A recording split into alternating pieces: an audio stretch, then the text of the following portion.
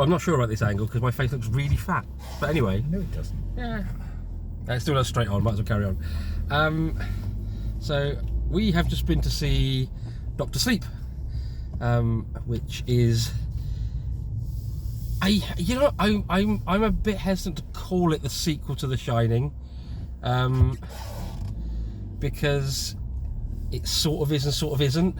It's not a sequel in a kind of a Back to the Future Part 2 kind of way.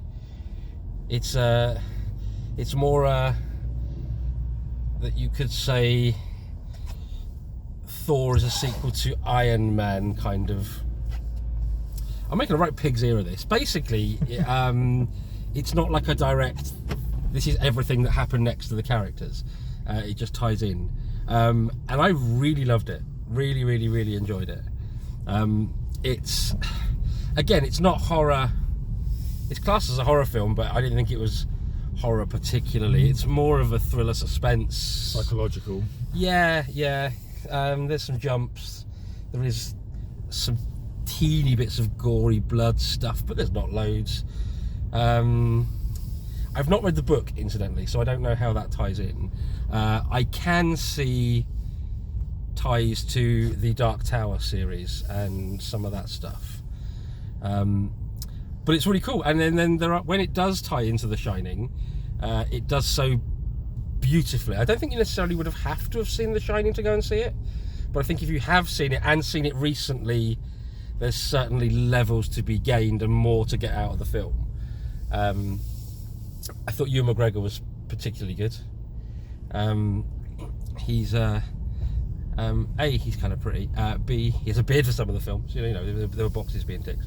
But he puts in a really, really solid performance.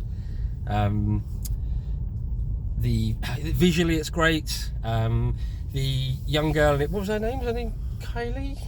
Yes. Was she the actress now? Yeah, I want to say it's like Kylie or Kayla or something Kylie, like that. Curran, I think was the surname. Yeah.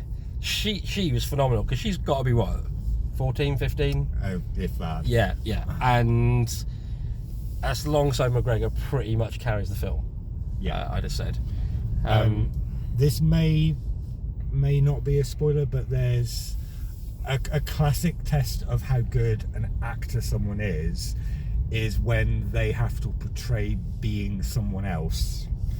And she absolutely nails that particular scene.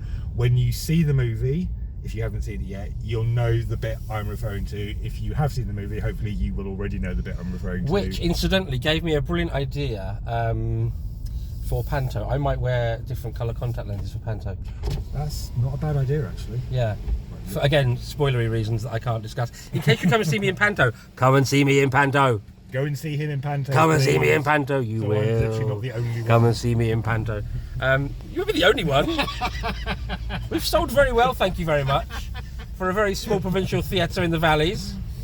And that, ladies and gentlemen, is how you land a fish. So back to Dr. Sleep.